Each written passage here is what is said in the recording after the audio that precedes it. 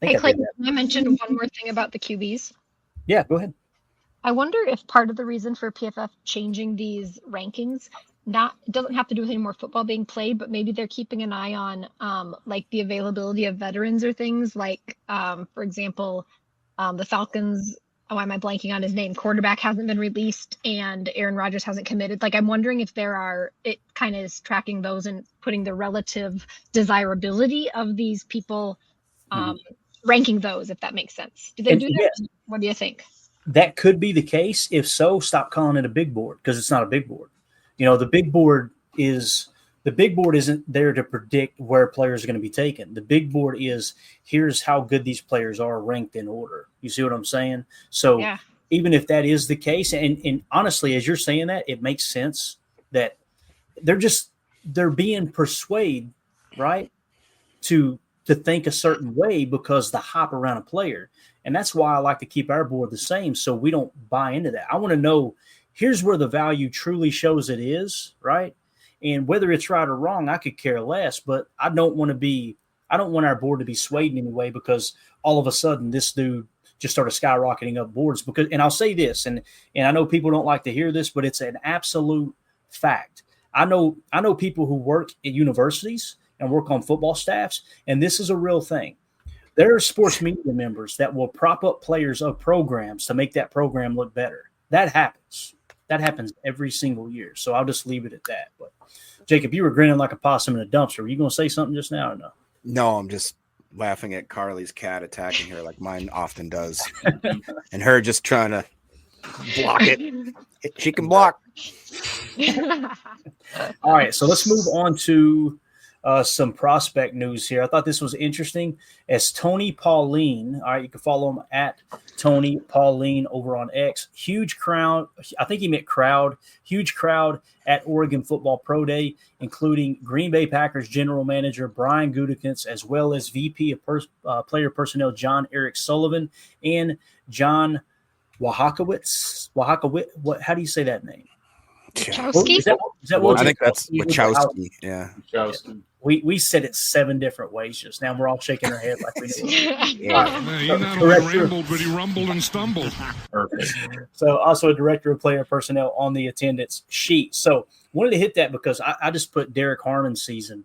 There's multiple prospects that they're interested in on the Oregon team. And there are some versatile freaks on that team. There's some solid prospects. I mean, like if we were to look early in the draft, and I haven't prepped for this, I imagine there's several in the top 100. We won't read them all, but like Birch.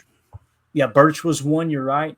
Josh Connerly Jr. is another one, tackle from Oregon, right? Yeah. Then you got Derrick Harmon, Tez Johnson, Elijah, Jordan, whatever his name. Oh, yeah. Jordan James, Anjay Cornelius, Dylan Gabriel, Terrence Ferguson, Jeffrey Bassa, Jeremy Caldwell, Joshua Grono. That's Oregon State. So that's in the top 150 on our board. So again, so you start to piece everything together. I'm looking for Easton Butler to have information and saying the Packers met with Derrick Harmon. You know what I mean, Tim? Like that's when I'll go, okay, they had their eyes, and they'll probably meet with him anyway there, being at the pro day, and him being 25 on our big board.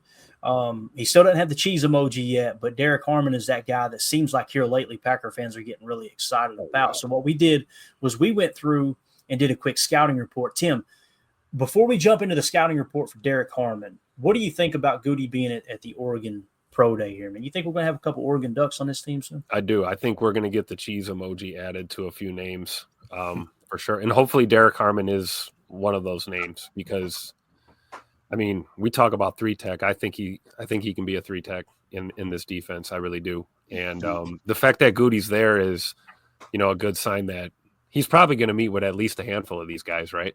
And you'd like to think that Derrick Harmon's probably near the top of that list, hopefully. I don't know. I could pick up the bat phone and give Goody a call and see what he thinks. But get him on the horn real quick. Do it. Get him on the horn. I'm hoping that yeah, with Oregon's Pro Day, I hope he meets with Harmon. I really do. That'd be my first pick for sure. Got it. All right. Well, here it is. This is a little glimpse. If you're not a member of our Patreon group, this is what the Patreon, just another aspect that you get as one of the members. We're doing write-ups in there, scouting reports, things like that on prospects that might be on the Packers' radar. So we put this one together. This is the full scouting report for Derrick Harmon. I'm going to try not to read the whole thing. We'll stop in periodically, but this is the dude that's definitely on the radar, in my opinion. He's in that sweet spot of where we're picking at 23. And some people were saying Kenneth Grant, defensive tackle from Michigan, is going to be long gone by the time the Packers pick. If that's the case, you're looking at Derrick Harmon and Walter Nolan in this range. So here is the scouting report according to AI. Okay, it says defensive tackle, interior defensive lineman, college Oregon Ducks. He transferred from Michigan State, 6'5", 313 pounds. His hometown is Detroit, Michigan. He went to high school at Loyola High School. Guys, when he was recruited out of high school, he was a 3-star recruit, number 968 nationally. And people hear that, and you can look at it one of two ways. Okay, well, he doesn't check all the boxes because he wasn't a high recruit coming out of high school. No, but it shows he worked his ass off and he's an underdog. That means something to me. You know what I mean? And it says college career, 2021 through 24, 4 seasons. He redshirted in 21, declared for the draft this year. It says background real quick. Derrick Harmon grew up in Detroit, Michigan, attending Loyola High School, where he starred on both the offensive and defensive lines. A 3-star recruit in the class of 2021. Harmon was a late bloomer who earned first-team All-State honors as a senior from multiple outlets: Michigan High School Football Coaches Association, the Associated Press, Detroit Free Press, and Detroit News. He contributed to district titles in his junior and senior years, showcasing versatility and toughness. Harmon committed to Michigan State, where he redshirted in 2021 and played 3 seasons before transferring to Oregon for his redshirt junior year in 2024. At Oregon, he exploded onto the national scene, anchoring one of college football's top defenses during the Ducks' 13-0 Big Ten championship run and college football playoff appearance. We'll pause there for a second, and then we'll get into some of the college stats, some of the production, initial thoughts on that. We can keep going. Y'all let me know. I think what's most impressive about him is this guy doesn't seem like he misses games. Other than that, obviously the redshirt season, it's like he's there, he's available. What's the quote we always like? You can't make the club in the tub. We've dealt with that with multiple players, especially ones that obviously have getting paid a lot of money. I would love to have, just imagine if the young new talent that we have in there, if we have a guy like Edge Cooper and just some workhorse in front of him for 3, maybe 5 years, if we do end up snagging him in the first, I think that'd be awesome. Yep. Yeah. All right, let's continue on here. College, actually, we just got a super chat. Let me hit this and we'll continue on. King Tron, don't mean to interrupt, but thank you all as always for the up-to-date info and the entertainment every single day. This show truly provides so much. Hey, thank you so much, Tron. We appreciate it, man. Thank you for the super chat. You've been more than a blessing to us. Prince also said, this just in. We got breaking news, Tim. Total access has hit 4,000 subscribers on YouTube. So done deal. Just here to tell you, Pack is back. It's growing like crazy. That was on me, Tim. Right here. Did he try to do it? No, that was my bad. I fired it up without being ready. So anyway, everything's growing like crazy. The Patreon group's what I'm really excited about too, because man, Link we got in the awesome bio or in the corner. There you go. You can scan the QR code in the upper right. And we've had multiple people on Twitter DMing me going, hey man, I want to join that Patreon group. How do I do it? And I'm like, it's in my bio. It's right. But anyway, thank you all for inquiring on it. And we're going to continue to build even more value around that as well. So thank you all for that. There you go. King Tron said there's a 5 spot for 4K, baby. Congrats. Thank you, Tron. Appreciate you, man. You're awesome. So college statistics for Derrick Harmon. 2021 obviously didn't play. That was a redshirt year. 2022, 12 games, 5 starts, 468 snaps, 30 tackles, 3 tackles for a loss, and 2 sacks. In 23, his sophomore year, played 12 games, 10 starts. So he went from 5 starts to 10 starts his sophomore year. 475 snaps, 40 tackles, 4 tackles for a loss, 1.5 sacks. And then this last year where he really broke out in 2024, 13 games, 42 tackles, 9 tackles for a loss, 5 sacks, 2 forced fumbles, 39 QB hurries, according to PFF. His career totals were 42 games, like Jacob said. In 3 seasons, he played in 42 games. That is availability right there. 112 tackles, 16 tackles for a loss, 8.5 sacks, 3 forced fumbles. Notable, he led all defensive tackles in pressures with 55 and ranked second in pressure rate at 10.7% in 2024 per PFF, earning all Big Ten honors. Pretty good production there, boys, wouldn't you say? Yes. Absolutely. And Carly. I see the look there. I mean, it is weird. Just every time I see that Oregon's in the Big Ten, I'm like, oh, yeah, that's right. I forgot about that. But I mean, being in the Big Ten, they're going against real competition. They're going against real actual guys that are be playing on Sunday. So it's really nice to see them. We've talked about multiple times over the years that I want to see progression. I know Clayton likes that too. Obviously, people want to see him getting better, and he just seems like he has not even hit his potential yet. So I'd be very excited if we were to be able to snag this guy. Definitely. Yep. Physical attributes, again, 6'5", 313, prototypical NFL size with a thick, Tim, does that say thick? Oh, powerful build and long arms, 34 and 3/8 arm length, 83 and 3/4 wingspan. That is crazy. Per combine measurables. His speed, 4.95 40-yard dash, exceptional for his size with a 1.74 10-yard split, highlighting his first step quickness. That's why that 10-yard split is so important there, especially with the defensive line. Quick off the ball, obviously that's what you're looking for. Athleticism, this is good linear explosiveness, but limited lateral agility due to a high cut frame and tight hips. Broad jump and vertical to be determined. Evidently they had it was an incomplete card there. Strength, impressive upper body power, flashes ability to bench press 400 plus pounds. It's unconfirmed though. Could be a tall tale. We don't know. And his hand size is 10 and 3/8 of an inch. Thick. Got strengths and weaknesses here as well. Jacob, can you read the screen? Do you want to take over reading? You want me to keep going? People get tired of my redneck voice here, I'm sure. Yeah, sorry. I was just looking at the chat. Where am I starting here? Disruptive? Don't worry about it. Go ahead. You do your thing in the chat, man. You guys just – I know you're class clowning over there. It's all good. No. You're good. Yeah, you want me to start with the strengths? If you want to. Yeah, go ahead, man. Disruptive presence. Harmon's 2024 tape reveals a havoc wreaker with 55 pressures, most among DTs, and a 10.7 pressure rate. His quick first step and active hands consistently penetrate gaps, collapsing pockets, and disrupting run plays. Power and anchor. I got through it professionally. Power and anchor at 313 pounds. He combines mass with functional strength to stack and shed blockers. He anchors well against double teams, maintaining gap integrity, and resets the line of scrimmage with bull rushes or long arm moves. Thick. Push toolbox displays a variety of moves: the rip, the swim, the club rip, the push pull, the forklift. Oh, I love it. How about these hands? I knew it was coming too. His ability to execute stunts and loopers adds versatility to his pass rush plan. And then finally, what I think would be really important to us is versatility. Played across the line at Oregon. Offense. What does that say? Oh, 0 tech to 5 tech. I thought it meant he played offensive tackle. I'm like, dang, that is versatile. Thriving in both an odd 3-4 and even 4-3 fronts. That's huge for us. Projects as a scheme diverse 1 tech or a 3 tech at the next level. And then it talks about he's got some max motor and effort, which obviously love that. Hey, I want to know the answer to Larry Kano's question here, where he said, did Harmon have another quality D lineman or edge like the Michigan duo? They did. It was Jamari Caldwell, I believe.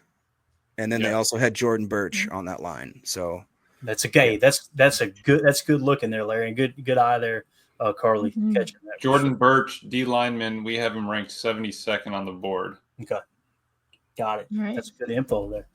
All right. So when you hit versatility, that's what kind of piqued my interest. Playing across the line at Oregon, 0 tech to a 5 tech, thriving in both odd 34 and even 4-3 fronts. So he's played in pretty much every front. It sounded like they played a pretty multiple defense there in Oregon. So really, really cool. Did you hit the motor and effort too, Jacob? Did you hit that? Yeah, I kind of summarized it at the very end there, but yep. I like it. Yeah, relentless pursuit and high competitive toughness. Pursues plays outside the tackle box and flights through multiple blockers rarely taking snaps off. That's absolutely awesome. So we got to hit the weakness too, right? Let's nail it real quick. Lateral agility and bend, high cut frame and tight hips limit his ability to change direction or flatten his rush angle. This reduces his effectiveness chasing mobile quarterbacks or finishing plays requiring sharp redirection. Pass rush polish, while his toolbox is diverse, many moves lack refinement, counters are inconsistent, and he occasionally lacks a clear plan when initial moves fail,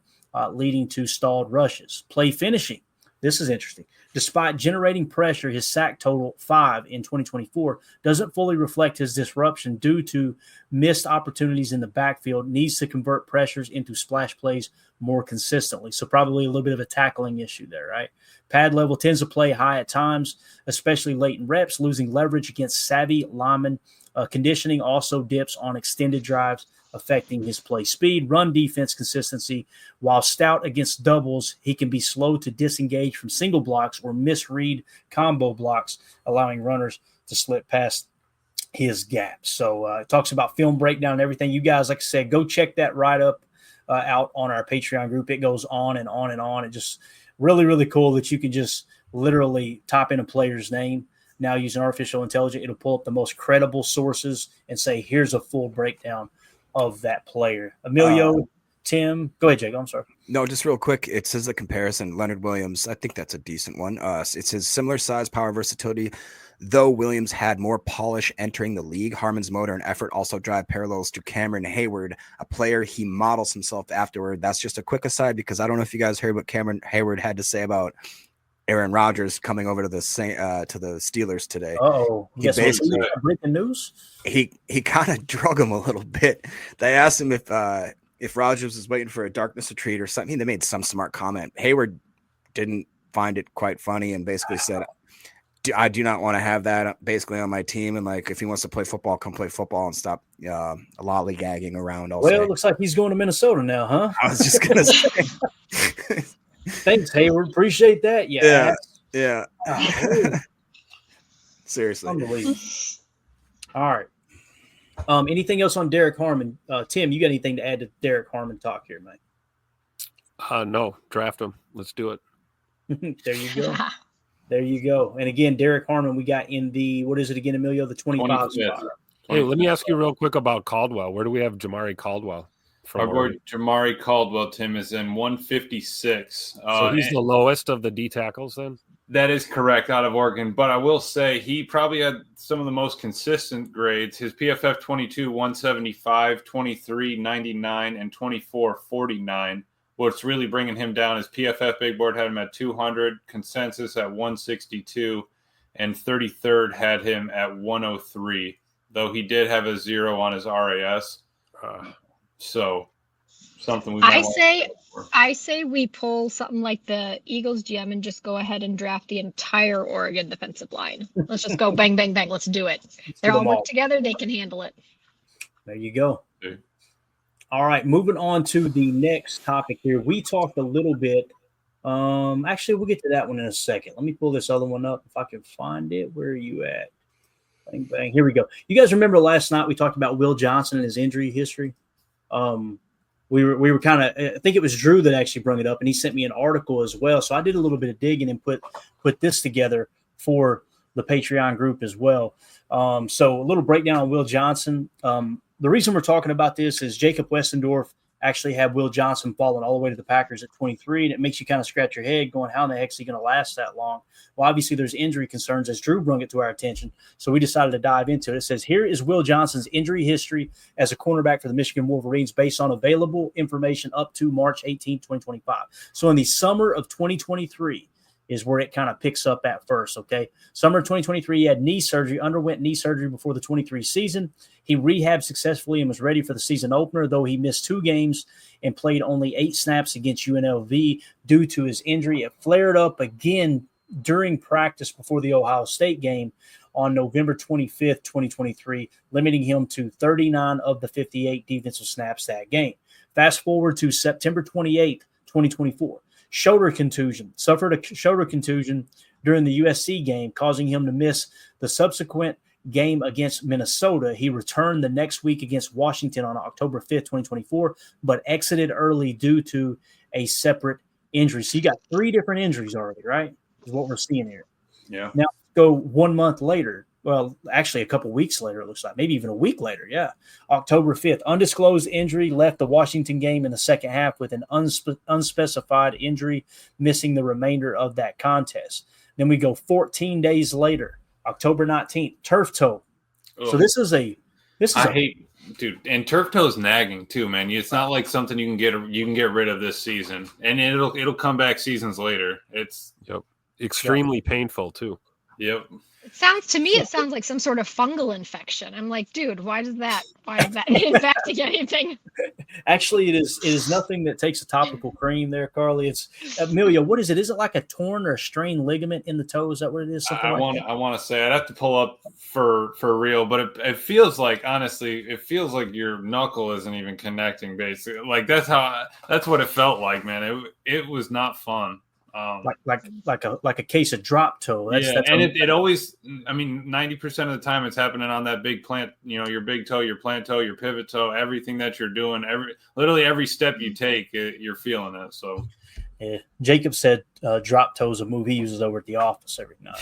But anyway, turf toe foot injury, sustained a severe turf toe injury in the first half of the Illinois game, which sidelined him the rest of the season after playing only 5 full games and part of a 6th in 2024. The injury kept him out of the game against Michigan State, Oregon, Indiana, Northwestern, Ohio State, totaling at least 7 missed games. Reports indicate he tore ligaments in his toe. There it is right there, preventing him from running for months. So you're up to 4 injuries now, right? 4 different injuries, if I'm reading this correctly. 1 was undisclosed, so let's just call it 4, right? Now, postseason, this offseason, right? Hamstring injury. After the 2024 season, he suffered a hamstring injury following the NFL Combine, which forced him to miss Michigan's Pro Day on March 21st, 2025. This was described as not serious with a private workout scheduled for April 14th. So that's 5 separate injuries, not 5 different times he injured 2 of the same thing. You understand what I'm saying? Like, this is 5 different injuries. I'm so glad that Drew brought this to our attention, and I want to go around the horn with it. Does this scare you off of Will Johnson if he's sitting there at 23? I think what I need to do is put 3 red boxes across the PFF grade if that's the case. Hey, definitely for 23 and 24, Emilio, do that for us, man. All right. Yeah. Honestly, for me at 23, I'm out. I'm completely out. Completely. Ditto. All right, Tim, how do you feel about it, man? I think you're muted, Tim. Yep, there we go. Yeah, I'm with you. Not in the first round. No, I don't know if it scares me off of him completely, but right in the first round, it does for sure. Yeah, I think he's 12th on our board. 12th. Right. And here's the thing: we're not going to move him off that spot. We want to know that's where he ranked at. But boy, those red boxes are going to go. Holy cow! Let's. We've seen an injury history here from the get-go. So again, shout out to Drew for sending that article over and letting us know about that last night in the chat. That's great information. And now the board just got a little stronger from one of the listeners. So we appreciate that for sure. Let's see here. What else we got? I think that was the Derrick Harmon write-up. I wanted to hit also on another thing that came down the pike earlier today, as I don't know if you guys seen this or not, but I think it was Daniel Jeremiah, his latest mock draft. He actually selected with the 23rd pick, cornerback out of Kentucky, Maxwell Hairston. Wow. Right? Maxwell Hairston. I want to get your all's take on it. Emilio, where do we have him on our board? Maxwell Hairston. And Jacob, how do you feel? Or Tim, why don't you go first this time, Tim or Carly, either one. How do y'all feel about Maxwell Hairston? Obviously, he had the quickest 40-yard dash at the Combine. I do know that. And I think we're significantly lower on him on our board. However, he's definitely creating some first-round buzz right now. Yeah, Kentucky Wildcats, another corner out of Kentucky. What can you say? I mean, PFF's got him at a 67, but who the hell knows what that even means? I think he's a guy that probably doesn't get quite as much attention as some of the other corners, but definitely, I mean, where does he sit on our board? I mean, he's got to be a top 100 guy, right? You're spot on, Tim. We have him 83rd. Okay. No number for 22. 23, he was 62nd. 24 injured at 484. PFF, when we first had him, 74th, and consensus 62. But he crushed it in the Senior Bowl, -5. DJ's board. DJ really likes the guy. He's in between Azaria Thomas, who's 43, Maxwell's 44, and then Benjamin Morrison's 45 on DJ's board. Nicknamed Mad Max, has a quick play style that makes for a fun watch. Hey. He's consistent pre and post snap, gets verbal with wide receivers throughout the game. So talks that talk. On top of that, 33rd team in our secondary. I don't know. What do you think? 30-13, 57, Dane Brugler 54, and he had a -5 RAS, so a 9 or higher RAS. Yep. 6'1", 186, so he fits the build. Do we have an age on him? I don't know. I don't know if Mr. DiCaprio will approve or not. And how many games did he play? Clinton has a good question. How many games did he play? 7 last year, so he did miss some time last year. Here's career statistics here. It says games played 32 with 20 starts in college football. So in 2023, he had 13 starts, 68 tackles, 3 tackles for a loss, 5 interceptions with 2 pick sixes. That's when we fell in love with Maxwell Harrison. And then in 2024, it went all the way down the drain. 6 pass breakups, 131 interception return yards. So in 2024, he only started 7 games. He got hurt. 19 tackles, 1 tackle for a loss, 1 sack, 1 interception. However, another pick 6 with 4 pass breakups. Career totals, 89 tackles, 6 interceptions, 3 pick sixes, 10 pass breakups, 3 forced fumbles too is very interesting. Like as a corner, you want that dude punching at the ball. Yeah. It says a notable statistic here, tied for 5th all-time in SEC history with 3 interception returns for touchdowns. First Kentucky player with 2 pick sixes in a single game. That was versus Vandy, which, listen, my Meemaw can pick off passes and take them to the house with Vandy. You know what I mean? That's just the way to go. Vandy sucks. Yeah. Measurable. That's Jacob's only competition he plays against, too, in college football. It's hilarious. Dude, live in Nashville, I can't – those Vandy kids are the worst. Coming in there with daddy's credit. I could just see Jacob working at the restaurant, right?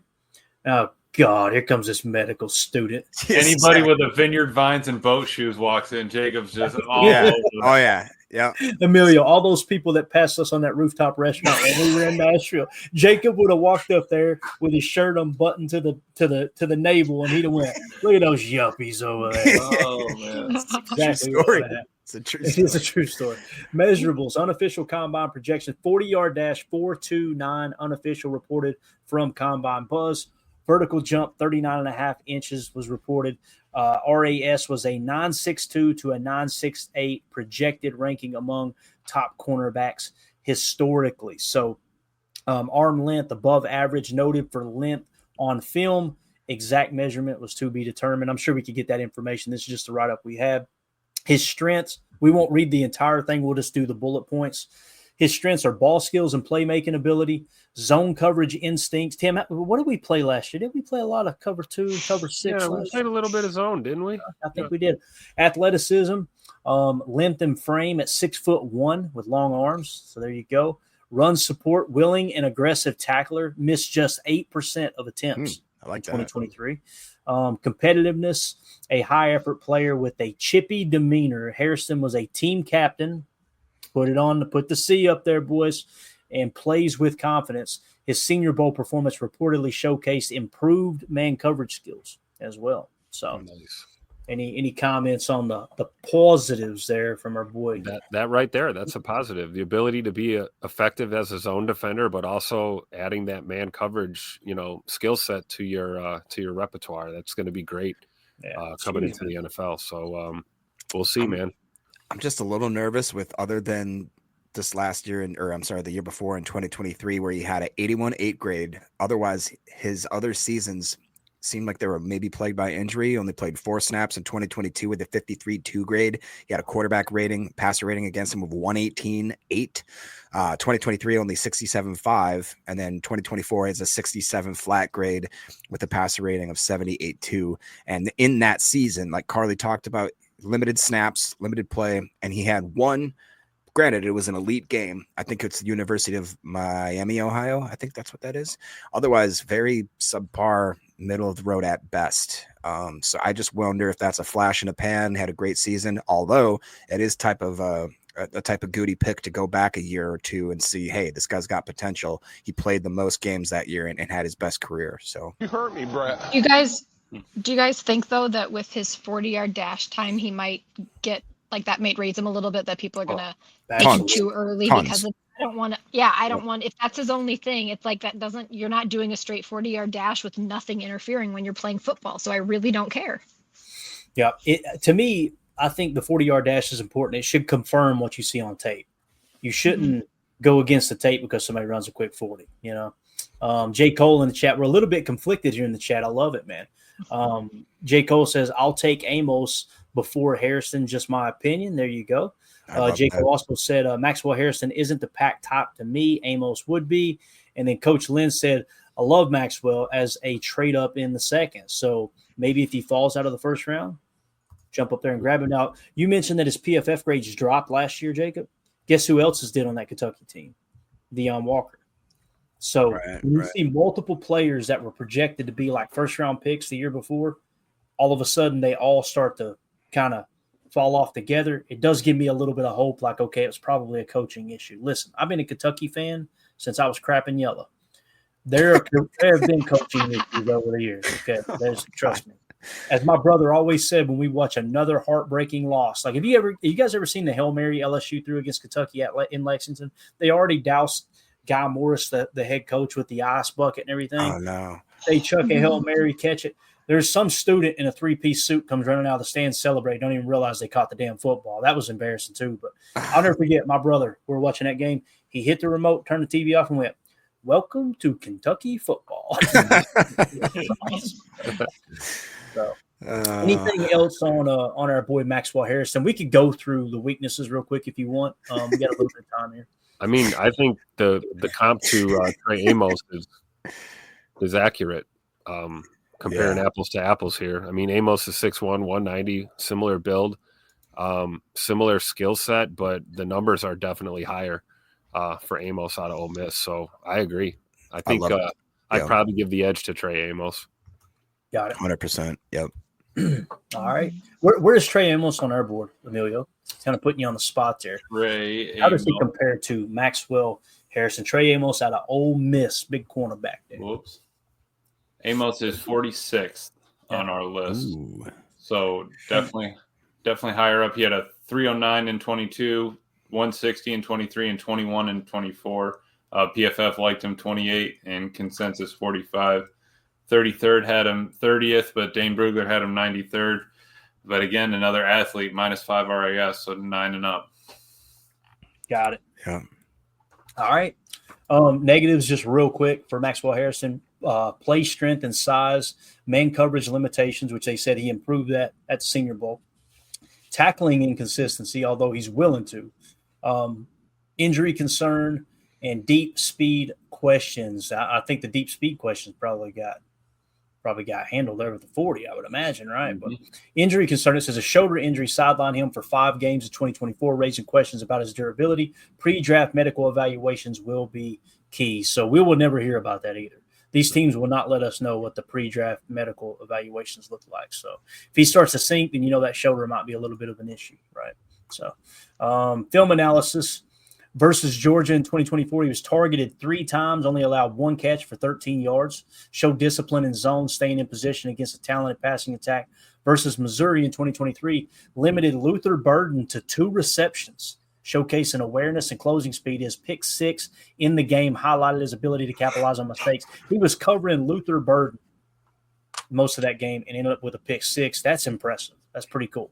Versus South Carolina, aggressive downhill playmaking, including a sack, but missed a tackle that led to extra yards. And then versus Vandy, Jacob's favorite school down here in the South, 2 pick 6s in one game, demonstrating elite ball skills and return ability, 54 and 29-yard returns there. So there you go. There's your Maxwell Harrison quick little scouting report. Do you guys enjoy that? It's a lot of reading, but I really – we wouldn't do this for all the prospects. But like the players that it kind of feels like, okay, they might be on the Packers' radar. They might fall in that spot. I think it's important to kind of get familiar with them. And this is where it came from. Daniel Jeremiah obviously mocked him at 23 to the Green Bay Packers. Here was his explanation. It's not clear if Jair Alexander has a future in Green Bay, so the Packers turn to the highly dynamic Hairston at cornerback. So obviously, there's no way DJ's taking him here if Ja's on the team. And as of right now, Ja is still on the team. So there you go. You guys want me to rattle through this mock draft real quick? His latest mock draft he put out today, Daniel Jeremiah. Is that cool? Can I mention something really quick, Clayton? Yeah, absolutely. All Good had a good comment here. He said almost all the best cornerbacks run 4.2 or 4.3 40s, except Sherman. Amos ran a 4.45-ish. And so I stand corrected. I do care about the 40 a little bit because you have to be able to catch a guy. Breaking news. Yeah. Breaking news. So anyway, that was just a good point. I didn't really think of that. And you got to be able to catch your guy if he's got some steps on you. So you do want to be fast. Yeah, and listen, GMs take that. They take that very serious. They said you have, as a cornerback, you have to have the ability, the natural ability to match speed on speed receivers. If not, then you're going to be very limited on what you can do, where you can play against specific targets. So yeah, just a quick FYI: Trey Amos 4.43 40, Siobhan Ravel 4.4 flat, Travis Hunter, the projected maybe overall pick, is at 4.4 flat as well. So it's not too far off the prime stuff there, right? Yep, got it. All right, let's rattle through this mock real quick from Daniel Jeremiah, 3.0 mock draft. Number 1 pick in Tennessee, Cam Ward, quarterback from Miami. Number 2 to the Cleveland Browns, Abdul Carter. Him opposite of Myles Garrett. Holy cow. Number 3, Shador Sanders goes to the Giants. So that would suggest if Aaron's not playing in Pittsburgh and Aaron's not playing with the Giants, Aaron probably going to be playing with the Vikings. Shador. My knee. I say bring it on. I think it would be a hell of a storyline, and let's go beat their brains in twice a year. That's what I'd like to see. So, but Shador's dad has already said he's not going to let him go to the Giants. They're going to pull like Eli Manning and just not. Yeah, he's like not letting him play for them. So that's breaking news here. No, it was. I mean, it was a while back. I think it was like over a year ago. But there was some talk, and that was one of the places he's like, I'm not doing it. So they're probably gonna say it a little under the table. But if they pick him at that, it'll be a lot more public. Maybe they pick him to trade him. Yeah, that's what happened with Eli, right? Yep. Well, that was the Drew Brees Eli. Was that how that worked? It was Eli got drafted by the Chargers, but he refused to play for the Chargers because they were a garbage front office. Right. And owner was really weird at the time. Which is, isn't that now the knock on the Giants is people are saying that place is just front office cancer and that most players are not even willing to listen to them. By people, you mean you? No, I mean, but look at what they've done. Like you guys let Saquon Barkley walk. You let Xavier McKinney walk. You let almost every single person that is on that team that was worth a darn. You let them walk. Like, what are you doing? It all started with running Tom Coughlin out of town too. Yep. Like the dude that run those Super Bowls there. Have you guys ever seen that last press conference that Tom Coughlin did? He basically thanked the media, thanked the team and everything. He looked over at Eli and said, "This is not your fault," because Eli was like tore up over it. He thought it was his fault that he got fired. He said, "This isn't your fault." He goes to walk off the stage, and the owner, Mara, went to shake his hand, and he just walked right past it. Yeah. Ever since then, it's went the whole time. So, number 4, Travis Hunter goes to the New England Patriots. Number 5, Jalen Walker, edge defender out of Georgia. So they've got him going top 5 now. Am I losing my mind, boys? I don't get it. I don't. It says Jalen Walker would form a dynamic trio with Josh Hines Allen and Trayvon Walker, with the latter kicking inside on passing downs to give all 3 players a chance to rush the passer at the same time. Jalen Walker could play off-ball linebacker on early downs and then rush off the edge when it's time to hunt the quarterback. Now, with Duval. Perfect timing. Down in Jacksonville, in the past, and they've got a new GM now to the best of my knowledge, they've historically liked this type of player, this ball of clay, right? Highly athletic. So number 6, Ashton Gianti goes number 6 to the Raiders. That's really interesting there. Number 7, Armand Membo goes to the Jets. Emilio. I'll be devastated. Bro, I'm telling you that, like, our board is spot on. I'm telling you, there's going to be stuff we screw up on it, but for the most part, like, there's some people that don't think Armand Membo's in the top 20, and it's like Daniel Jeremiah his latest mock draft. He's just worthy of the 7th pick. Yep. So, Dude, who in the hell is Mel Kiper anyway? Mason Graham drops to number 8. That's interesting. Going to the Carolina Panthers. Jahad Campbell goes 9th. He goes top 10 to the Saints. Linebacker out of Bama. Number 10, the Bears get Will Campbell, the best tackle in the draft. That sucks, right? That would absolutely. Number 11, Jahdae Barron, versatile cornerback, goes to the San Francisco 49ers. Number 12, Matthew Golden goes to the Dallas Cowboys.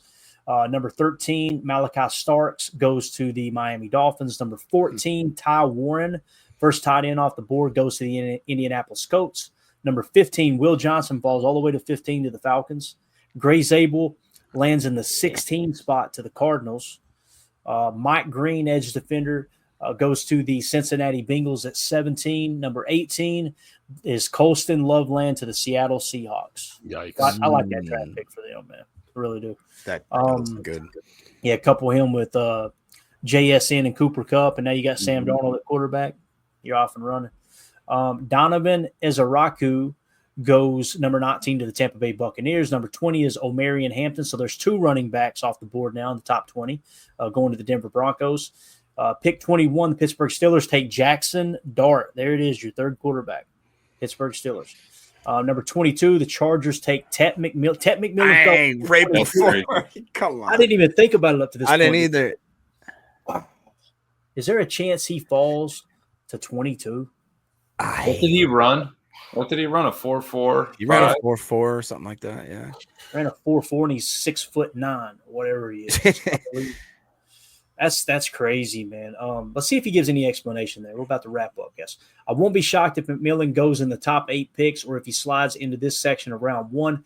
There is a wide range of potential landing spots for the former Arizona star, but the team that drafts him will be getting a receiver with incredible size, body control, and ball skills. So there you go. Hold on real quick. We're sitting there. 21 is coming on the board here. I would be willing to trade it just to get up one spot. You'd have to imagine we could do that for, I don't know what the Jimmy Johnson thing says or whatever, but to go from a pick being Maxwell Harrison in the 1st with the 23rd pick versus picking Tet with 22, sign me up for Tet, man. Nah, take Hayden Higgins in the 2nd round.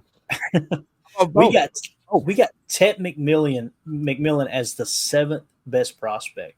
Emilio, are you thinking what I'm thinking? I think I'd trade up a pick or 2 to take him. I think I would too. I think you'd almost have to just give him that 7th rounder we don't even care about and just move up.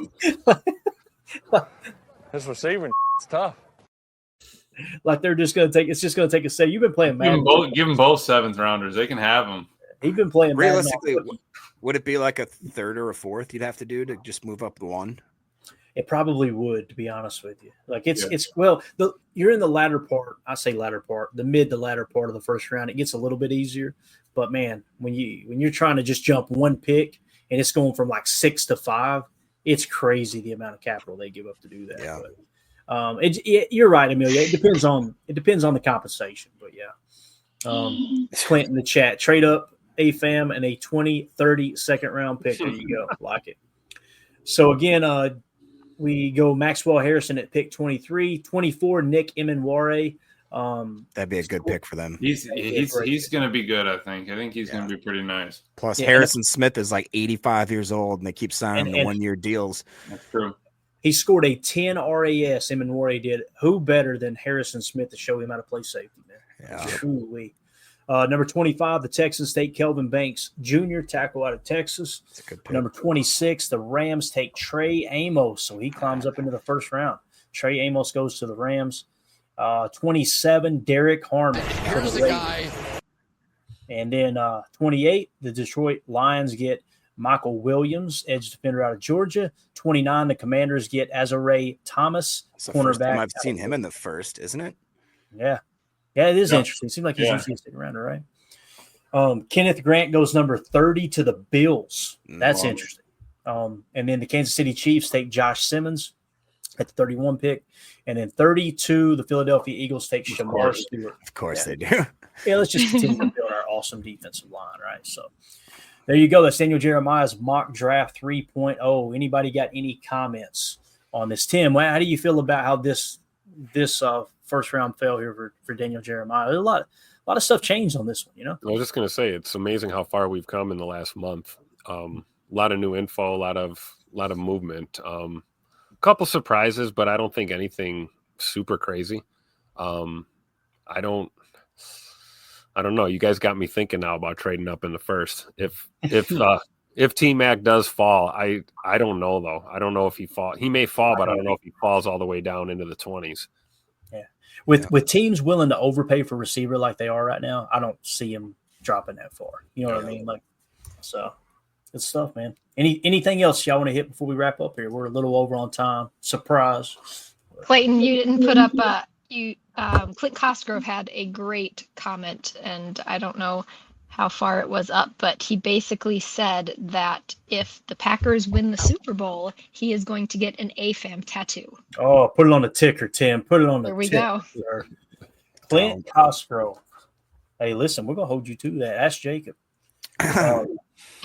Yep. Let me write it down here. Let me put that. Will it just be a mustache, a little caterpillar mustache? Is that all? It'll be a Kansas City Chiefs logo. That's what it'll be.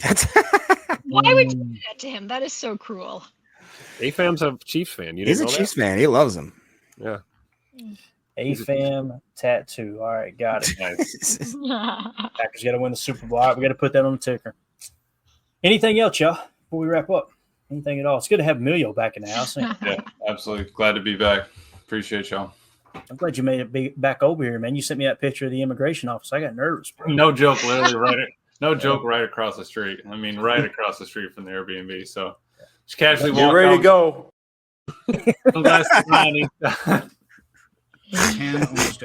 Jan almost everywhere.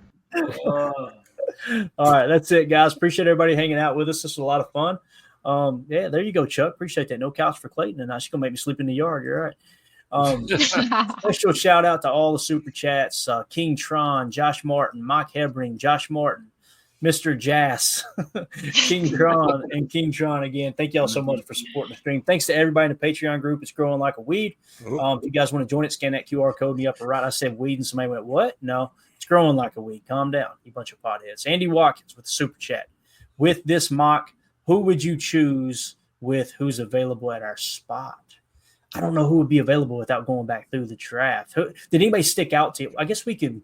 It was Kenneth Grant, the one for me. Yeah. Falling to like 30 or whatever. I feel like that would be one that we got to snag up if he's available. We had him in the 16 spot, so that one makes sense, right? Yep. Wasn't there a tackle taken after us too? Was it Simmons?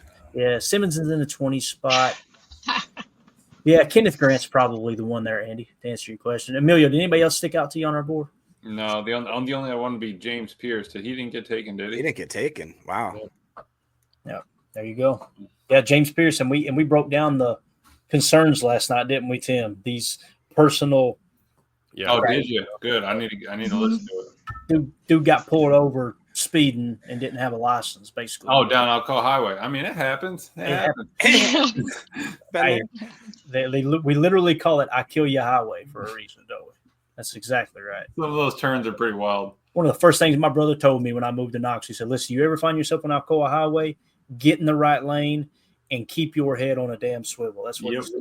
That's what you need to do. He said they call it "I Kill You Highway." I'm like, all right. First time I went out there in a company van, I went, "Oh, this is different." Oh. So that's down there in Emilio's stomping grounds, ain't it, Emilio? That's true. Kinda. All right. This show sucks. Thanks, everybody. Appreciate y'all hanging out with us. We'll see y'all tomorrow. There we go. All right. Bye, guys.